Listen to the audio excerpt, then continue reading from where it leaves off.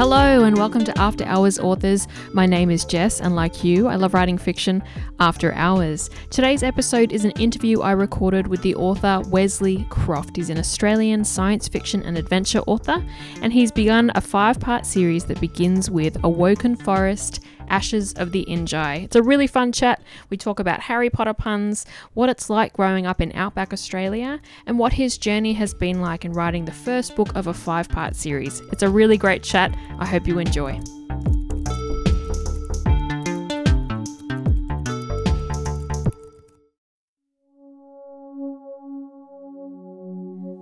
Olby was being watched. An eerie tingle ran across his skin. It was not the first time he felt he was being followed within these woods. It was as if the forest knew him as an intruder and had not granted him consent to enter.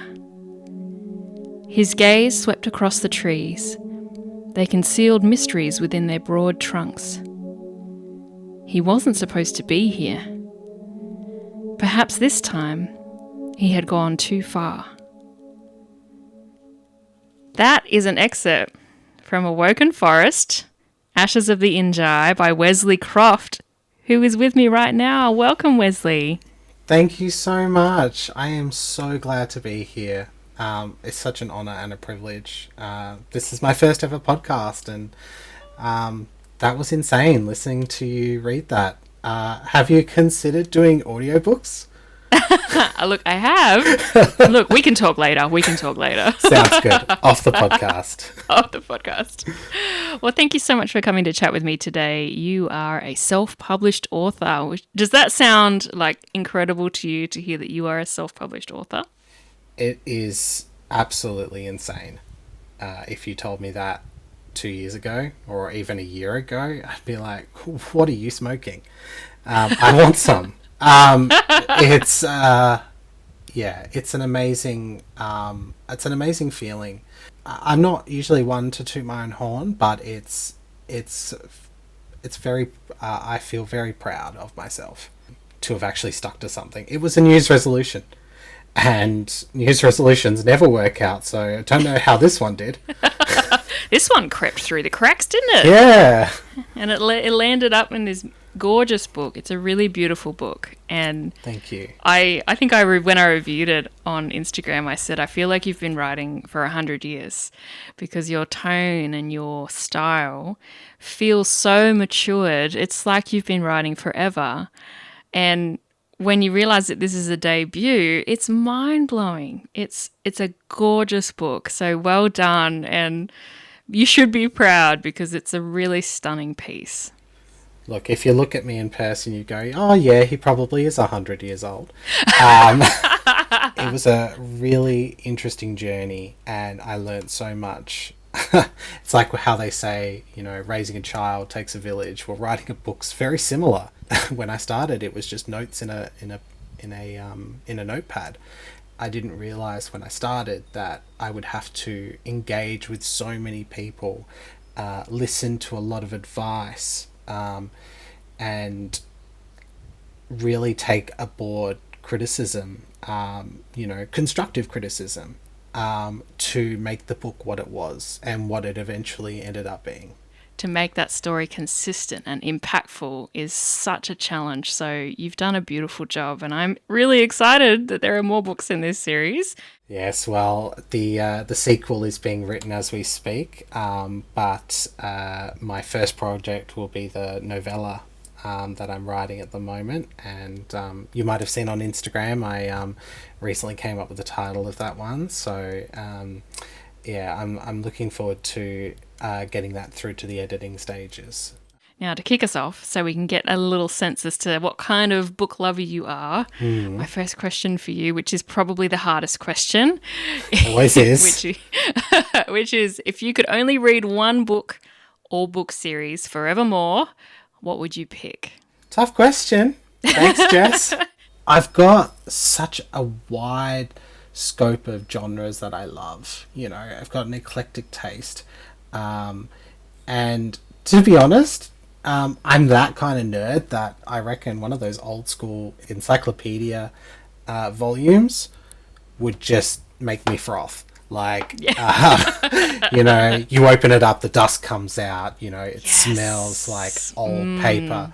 I could just read about anything. Anyway, that is not fiction. So if the question is about fiction, then I would probably say I'm really into like James S. Corey at the moment and old school Clive Cussler, which is like really random for me because it's Clive Cussler is sort of outside my scope of genre, but James S. A. Corey, Leviathan Wakes, I recently read that for my book club. It was such a great book. Yeah, no, it was good. But in all honesty, it would probably be some epic fantasy like Lord of the Rings, Wheel of Time. I mean, that takes you forever to get through. It'll keep you busy forevermore. Yeah, exactly. But I mean, as a millennial, I mean, all of us millennials grew up with Harry Potter, right? Yep, the classic. I mean, you can read that like the whole series once a year and you're always finding little bits that you forgot about or missed, and you know, you're putting two and two together. I'm just like, it's such a comfort read. You can read it forever and it never gets old. Which is your favourite Harry Potter? Ooh,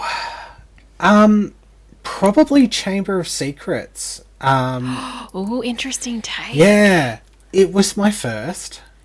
It was actually my brother's book, so I stole it. I didn't.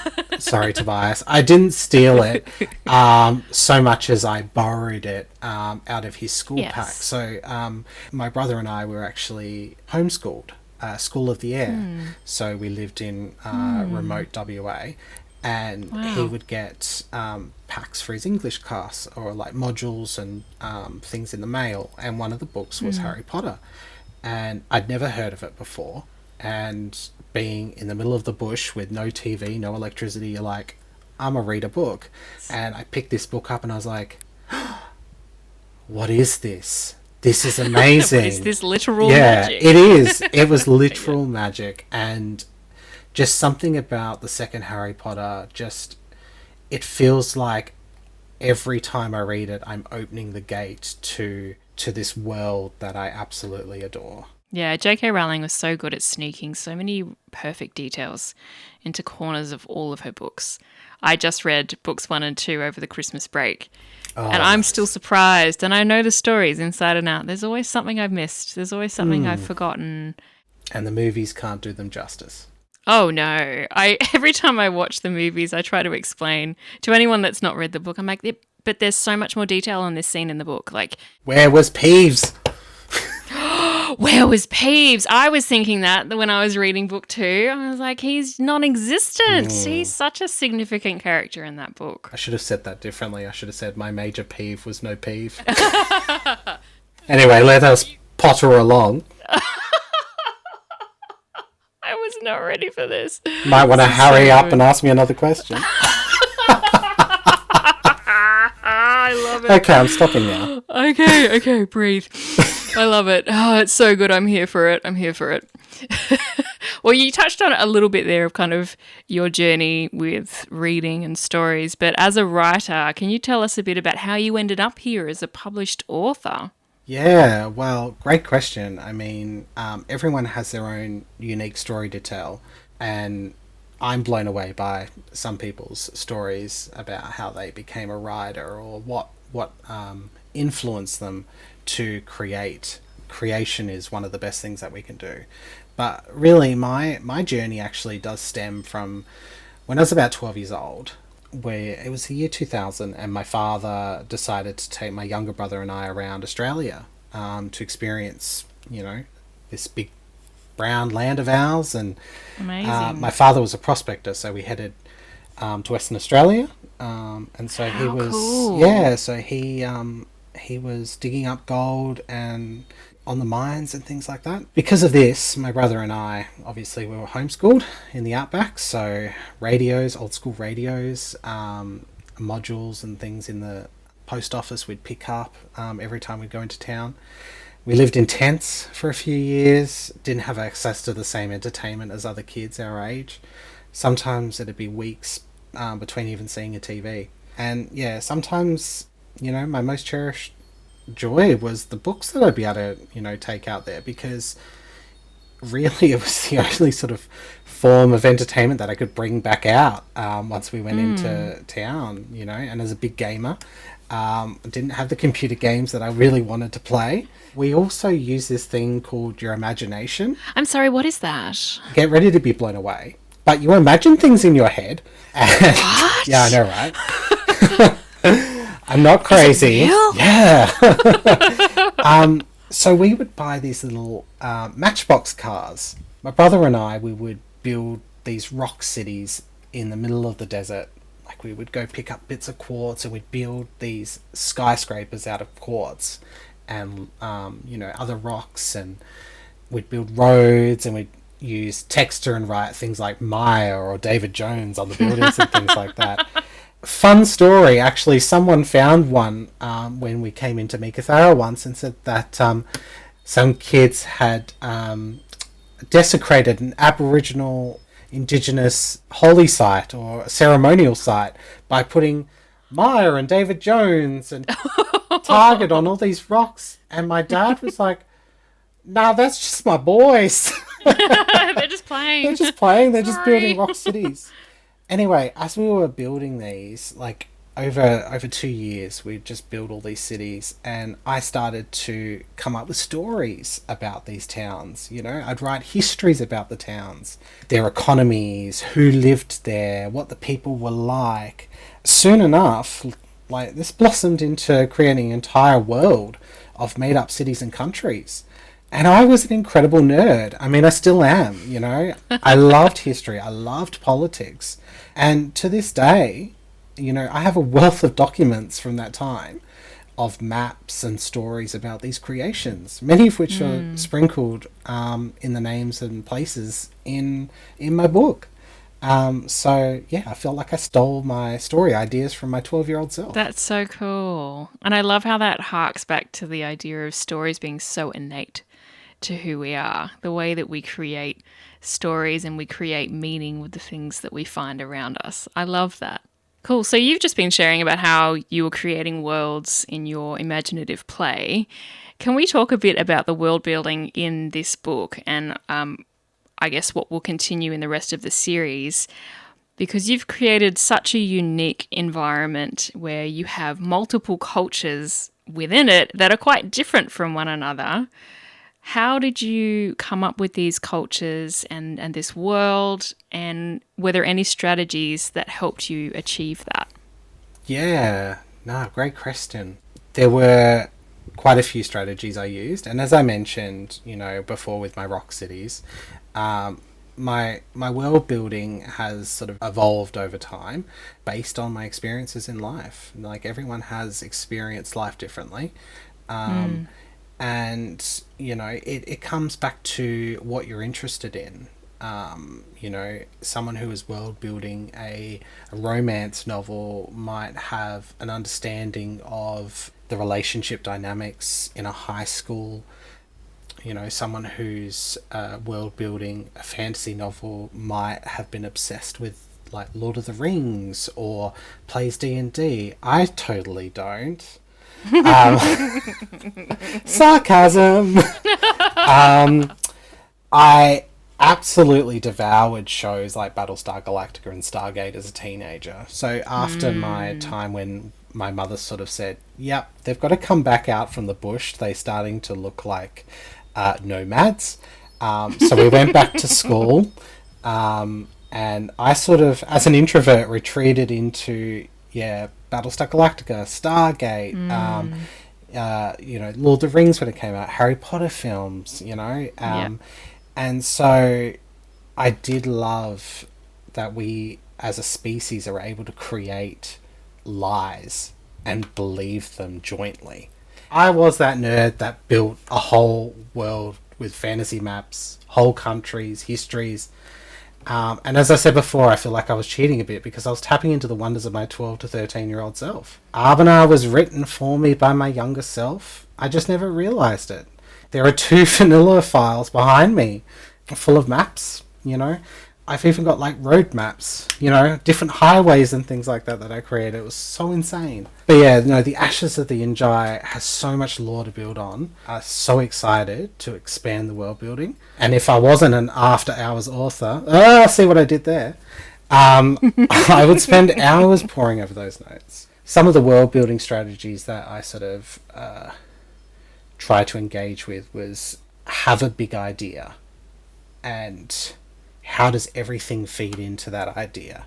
So when it comes to world building, you don't want to sort of just dump everything on someone. You know, you want to have that big idea, but sort of drip a tiny bit into that bucket. And then as it slowly fills up, people are like, oh wow, there is so much in here, until it's overflowing, you know? And someone is like purely invited and enveloped by this world. It's like you're not reading, you're there. That's really fascinating, because I did ask on Threads recently, I think I asked authors whether they used prologues in their books and how and why they would. Because at the time I had a prologue in my book and I felt like I was doing that info dump. It was everything. It was me trying to vomit the whole world so they understood everything, and then they could, you know, go through the rest of the book and they knew what was happening. But the more I spoke with other people, it really is about that art of how much can you hold back to keep them hooked and to give them enough to want to keep going. It's such a fine line, because you do see that whole picture of this is the fullest picture of this world and these people and these cultures. And trying to figure out which pieces you give to the reader is such a challenge. And you've done a really beautiful job of that all throughout this. There was no point where I felt like you dumped on me as a reader. It was very much that here's the next piece, here's the next piece, here's the next piece. Oh, it thanks, was Jess. beautifully done. I'm not sure if you remember, but it was one of your earlier podcasts, and I actually did ask a question about, and it was Lauren Tuxford was on, and yes. I'm reading her book at the moment. Oh my god, how good is she? I'm reading her book, and I'm like, how can someone write that good? Legitimately, I read that and felt the same. I was like, is this real? I was like, this is really rude. How can you be so good? But I asked a question about breadcrumbing and how to feed the reader without choking them in sense. Yeah, dumping. Yeah, so you're like, here's a nibble, here's a nibble, here's a nibble. Yes. Do you get where I'm going with this? You know, that's what you've got to try and do. And you know, for me, it was also some parts of the book, like I'm not an expert, like I'm not a scientist, you know. I want to be a scientist. How amazing would that be? So good. But some of the aspects that I put in there were to create a believable world and to ground it in realism, so that someone can read the book and go, oh yeah, no, that makes sense.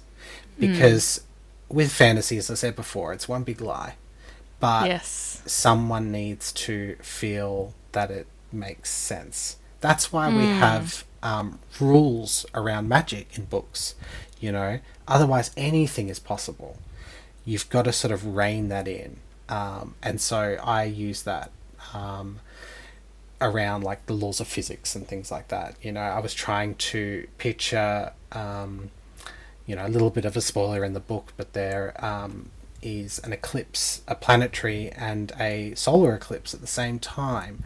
And I thought, well, how would that play out on that planet? That every 40, 50 days or so, there would be this event. How would that affect the climate? How would that affect the religion, the culture of the people on this planet? They would see this celestial event as something divine. Something holy. Yeah, so I tried to use the science of the planet to world build and you know, expand the story.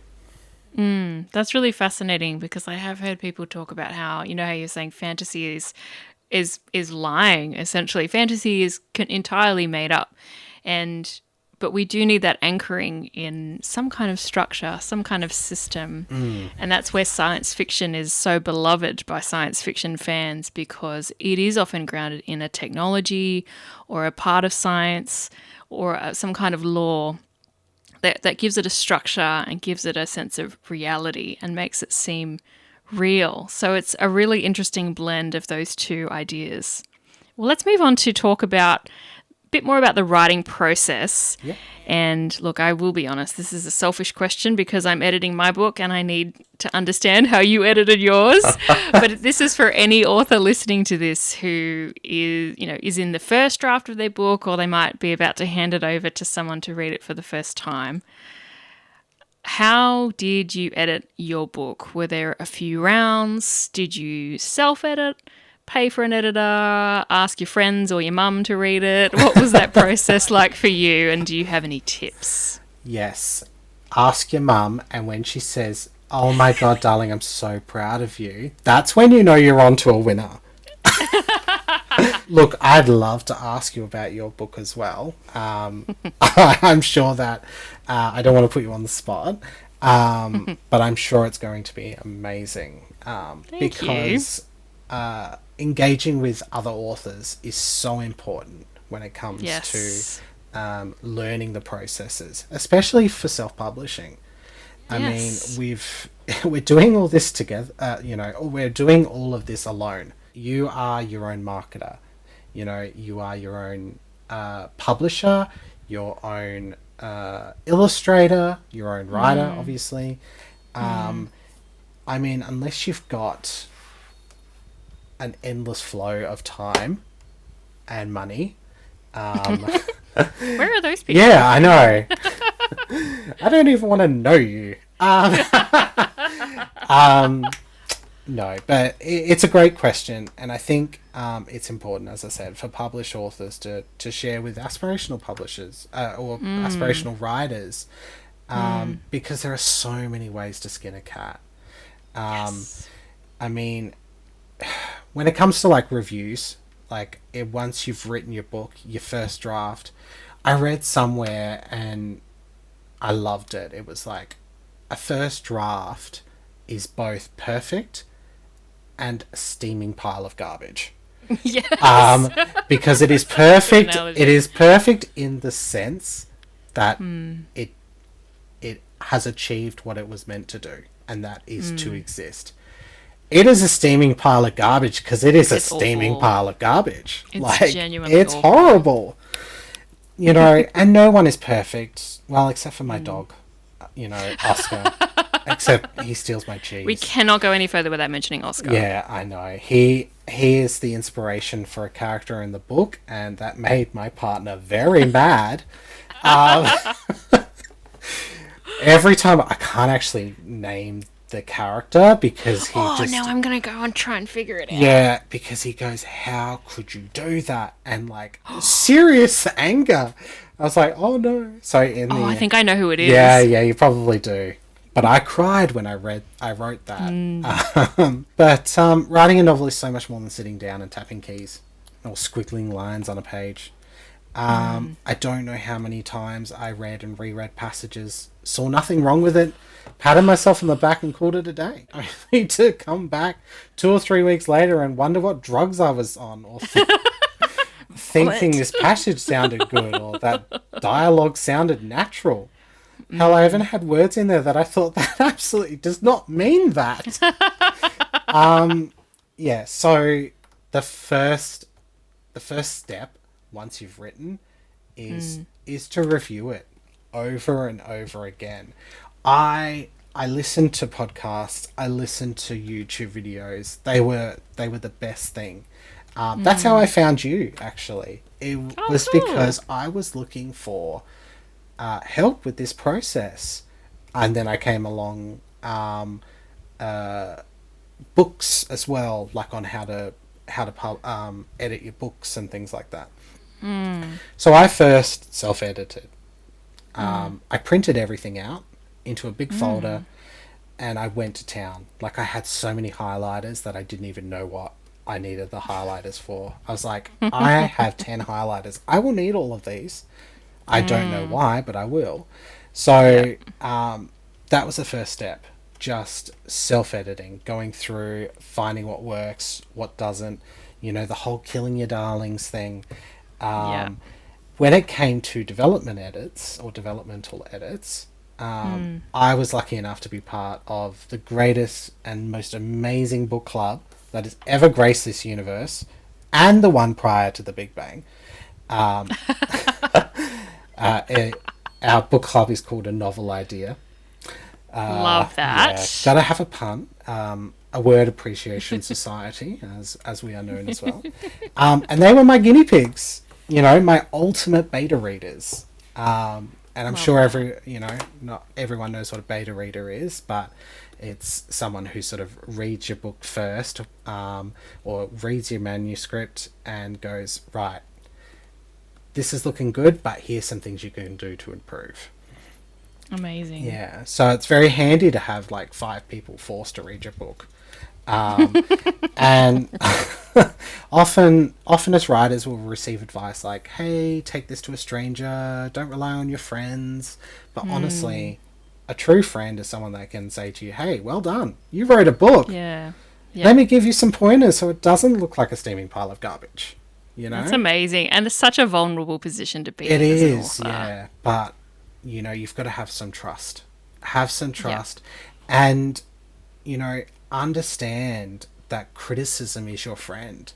Seek out the criticism. Yearn for the criticism. Live for the criticism. You know, I would actually get disappointed when someone goes, oh my God, I love your book, it was so amazing. And I was like, yeah, but what can I do to improve it? Oh, nothing. I'm like, no. Not helping me. Yeah. Tell me what I did wrong. Yes. But, as I said, my book club, brutally honest. In fact, I don't think we've given any book full 5 stars ever. I love that. Yeah. Although we use 7 stars because we're different. You've got your own rating scale. 7 stars, 7 waffles. And if you read the 7 waffles. Yeah. Yes. Because a lot of books waffle on. That's a brilliant way to rate books. Yeah. How many waffles will I give this? That's fantastic. Oh, well, shout out to your book club for being such legends and being so supportive. That's the other thing. This is such a big personal project for you, and to have people go, yeah, I'll read it. Yeah, why not? I'll give you some notes, and even if they're not, you know, they haven't done literature degrees, if they love books, they know what a good story is. Yeah. So as long as they know how to give you really kind and constructive feedback, perfect people to give it to. And look, not everyone is going to have people like that. Like, I could just imagine someone wanting to share their work, to go, hey, I've created this, and their friends just saying, oh, that's cool. But, you know, everyone is so busy. Like, everyone is, you know, working hard, you know, Cosy lives, making sure that, you know, they've got enough food on the table and enough time. Another really good option is to go online and look for beta readers. I went on to Goodreads and I was like, hey, I'm writing this book. It's a sci-fi fantasy with LGBT you know, twist on it. Would anyone be interested? And some lady in America sent me a message saying, hey, I'd love to read your book. And everyone told me, do not send her your book, she's going to steal it, you know? And I was like, there's a lot of fear around that. Yeah. And I mean, I get it. Like, I understand, but at the same time, like, you've got to have faith in humanity. And Angela, who was this lady in America, she read my book. She gave me so much amazing feedback. Like, she sent me pages upon pages. Like, every chapter she would write 3 A4 pages of notes telling me what was working, what wasn't. And we became really close. And like, you know, she was going through some personal issues here and there, and she goes, look, I can't Wesley, sorry, I can't, read this chapter for 2 weeks. And I'd be like, hey, that's okay. I'm, you've just got to understand and respect that people are doing you a favor by reading your work. And as an author, I mean, even if it's not finished, someone is taking the time to help you. And to me, that was really special. And to prove all my friends wrong, that, she didn't steal my book. She only strengthened it and provided me with so much good advice on especially the romance. As a guy, sometimes, romance is, and they hugged the end, really helped me sort of open up that sort of that side of my book, and has given me so many amazing ideas for the sequels and the two main characters, or the main character Olby and his love interest. I'm just so giddy to write the rest of it because it just gets so good. Yeah, the story over five books is just going to be an epic love story, which I never thought I'd want to write. But I'm actually like super keen because it's so beautiful. Sorry to drag this question out. I did also pay for a line editor.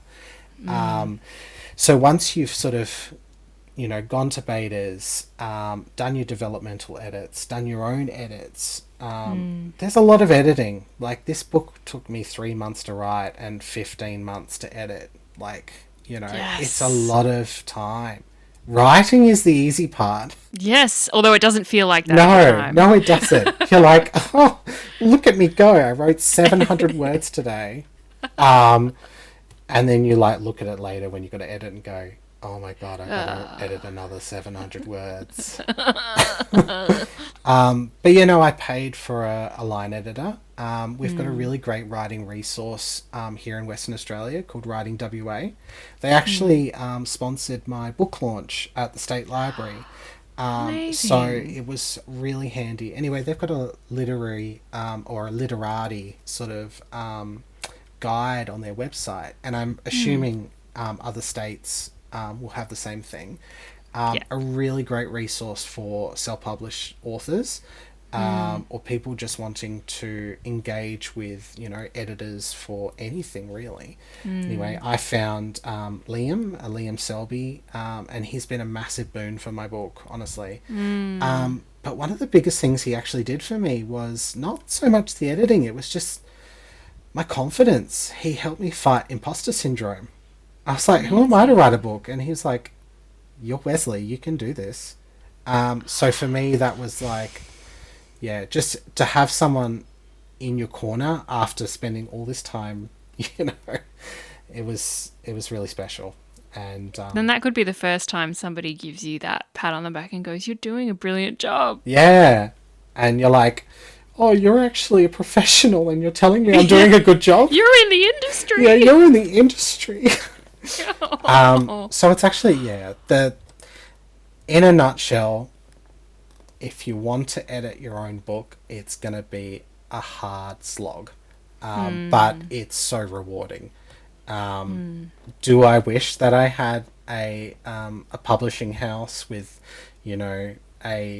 a room full of editors going at it? Sure. But at the end of the day, we did this, Liam, my book club, Angela in the US, my partner, James, who was one of the first readers. We made it, not just me, we made it into this book that, is something that people can read and enjoy and hopefully fall in love with.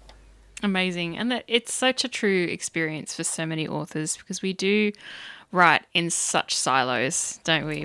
We write by ourselves. We spend sometimes years coming up with these worlds and these characters and stories, but it's so important to lean on the community. And that can look like lots of different things. It can be asking questions, it can be asking people to read and review, it can be paying someone to edit it for you. It's so important to reach beyond your bubble at some stage. did you know, how did you know it was the right time to kind of reach beyond your own bubble with your story?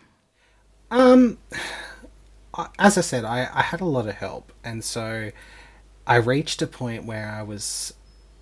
This is as far as I can go with my my limited capabilities of editing. Like, you can read something 1,000 times that you have written, and you don't see anything wrong with it. You walk away for a couple of weeks, you come back, and you'll go, "Oh, there's a spelling mistake. Oh, that's the wrong word." At some point, you've just got to go, right, I'm going to put this into someone else's hands and see what they can make of it.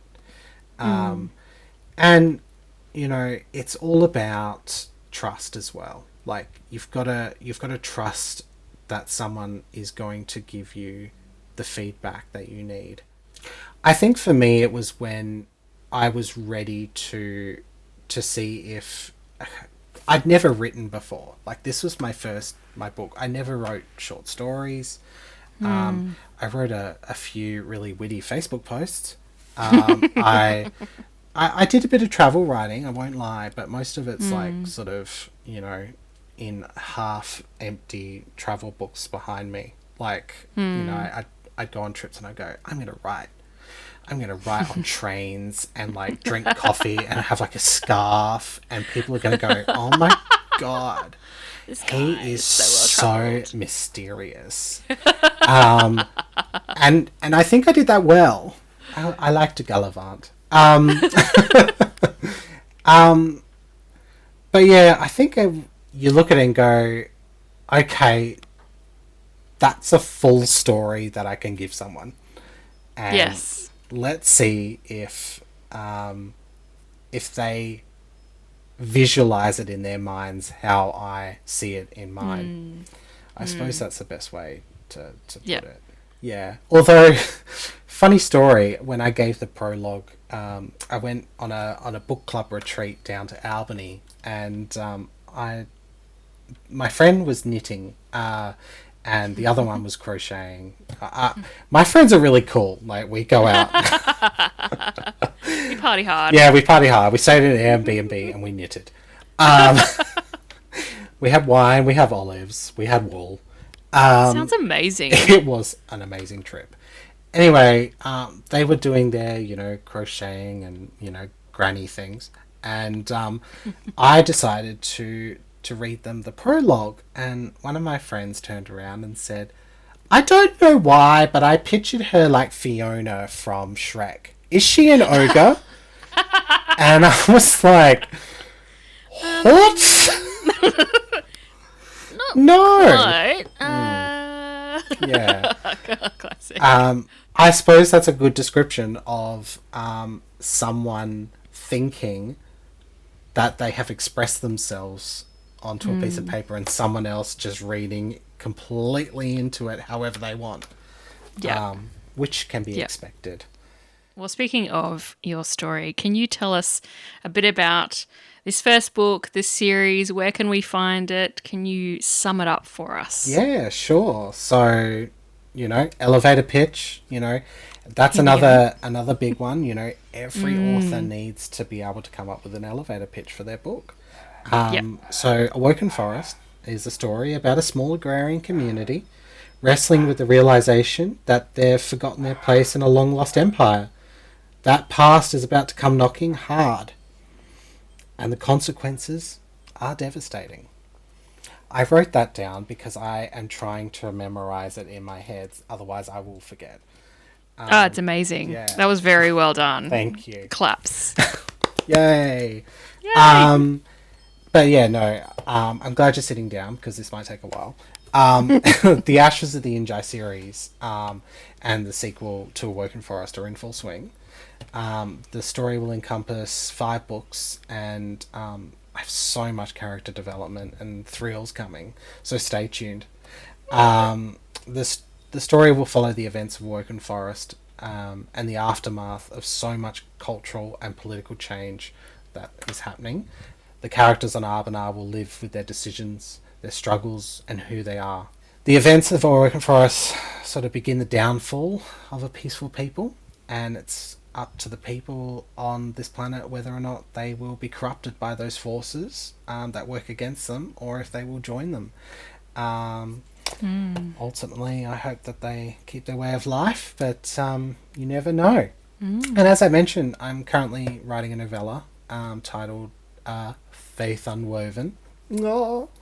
Yeah, so good. And that's set 10 years prior to the events of Awoken Forest. And it centres around Koch, a sageling who appears in Awoken Forest. He's been approached by a young girl to search for her father, who went missing in the northern forests. However, Koch soon finds out that this man was escaping persecution from a radicalised sect of the Rasu. Now, Koch himself is realising that the teachings he grew up with may not be what they seem. Bum, bum, bum. It's going to be great. But you can buy my book on Amazon, Booktopia. I can come over to your house and do it in interpretive dance if you like. But I will need... there will be a fee for that. Yeah, and bottomless coffee would be appreciated. Well, thank you so much, Wesley, for coming and chatting with me today. It's been such a joy to hear about your journey and about your story. Thank you so much. It means a lot, as I said, to come on to this podcast. Been a fan since you started, and I appreciate the opportunity to share the stories of Arbanar, and I look forward to seeing what other people think. So you can get Awoken Forest, Ashes of the Injai, which is book 1 in a 5-part series. The links and everything that we've mentioned today, including Wesley's website with a newsletter sign up, will be in the show notes. But thank you everyone for listening, and I hope this has been encouraging and helpful. And go and get a copy of Wesley's book. Do it. Thank you, everyone. Thanks, Jess. Bye, everyone.